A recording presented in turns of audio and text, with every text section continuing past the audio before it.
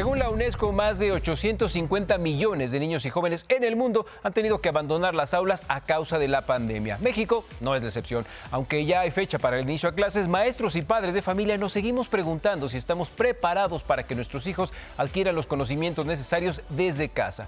¿Cuáles son los principales retos a vencer? Pamela Cerdeira nos lo cuenta mientras va sembrando dudas. Y minutos después, en Picando, hablaremos de Beirut.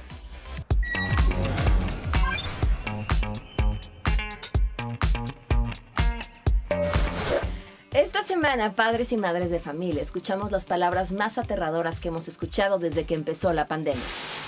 Con su permiso, señor presidente, el 24 de agosto iniciará el ciclo escolar 2020-2021. Comenzará a distancia por no existir las condiciones para hacerlo de manera presencial. ¡Ay, no! A distancia, con los niños en casa. Los retos a los que se enfrenta nuestro sistema educativo son enormes. De entrada, el acceso a Internet. Pero supongamos que tienes acceso a Internet. Después, ¿cuántos dispositivos tienes para acceder a él? Y además, si lo dividimos entre el número de niños y le agregamos papá o mamá trabajando desde casa, es la receta para el desastre. Es por esto que el gobierno llegó a un acuerdo con las televisoras para transmitir a través de la televisión abierta los contenidos educativos de la SEP, lo cual es una buena noticia por dos razones. La primera, porque el gobierno llegara a un acuerdo con cualquiera que no fuera el mismo, y la segunda, porque finalmente así pueden llegar absolutamente a todas las comunidades. Aquí el único reto es cómo garantizar que los chavos realmente aprendan. Tienen en casa a alguien que les pueda ayudar y que les pueda explicar, y es que si tomamos en cuenta que 4 de cada 100 hombres en México y 6 de cada 100 mujeres no saben leer ni escribir, esto se antoja un tanto complicado. Porque entendemos que transmitir los contenidos por televisión es un gran avance, pero si tienes una duda, entonces ¿quién te explica? Mamá, no sé nada del teorema de Pitágoras, me ayudas porfa, te juro voy a reprobar. ¿Del qué? Teorema de Pitágoras. Otro de los temas es la combinación del trabajo en casa con el tema de la escuela en casa.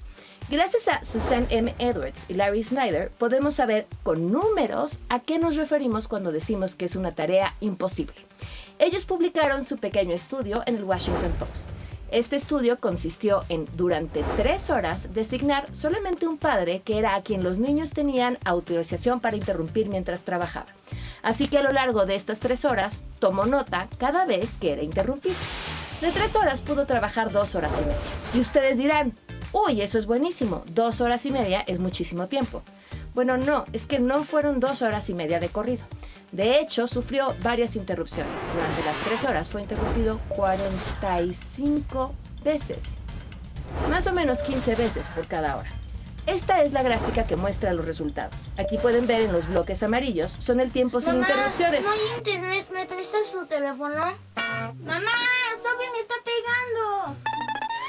En los otros bloques pueden encontrar aquellas veces en las que fueron interrumpidos. Los naranjas y los rosas indican cuando el segundo hijo interrumpió una interrupción del primero. El gran bloque del medio es el momento en el que amarraron a sus hijos para tener un poco de tiempo libre.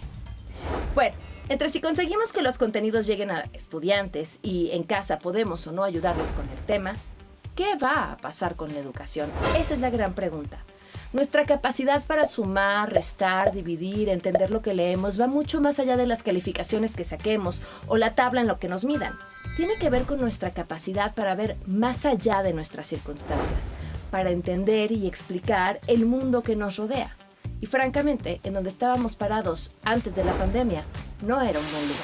En la reforma energética, pues todos pensamos que iba a ser un modelo educativo realmente para mejorar la educación, para que los estudiantes tengan un mejor desempeño, y en realidad está afectándole a los maestros. Es una reforma más que nada laboral porque le está afectando a los trabajadores. Justo a eso me refiero. Y bueno, es que más allá de los resultados reprobatorios que tenemos, que normalmente ya conocemos, aquí la pregunta es, ¿cómo, sin maestros o maestros a distancia, sin escuelas, sin compañeros, en medio de una crisis como la que estamos enfrentando, vamos a convencer a los estudiantes que lo mejor que pueden hacer es quedarse en la escuela? Y la otra de las preguntas es por qué si maestras y maestros de bachillerato a distancia ya estaban trabajando así, es a quienes no les han pagado. Y a la vez esto me lleva a las buenas noticias, porque en medio de estos datos, de todo aquello que perdimos y no hemos podido hacer, encontramos también a los otros héroes de la pandemia. Aquellos maestros y maestras que tuvieron que transformarse al mundo digital prácticamente de un día para otro. Los que convirtieron su teléfono y su WhatsApp en su nuevo escritorio, recibiendo mensajes de estudiantes a deshoras para que les resolvieran algunas dudas.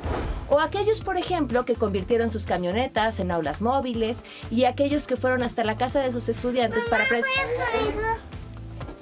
A todos ellos. Los entendemos. Muchas gracias.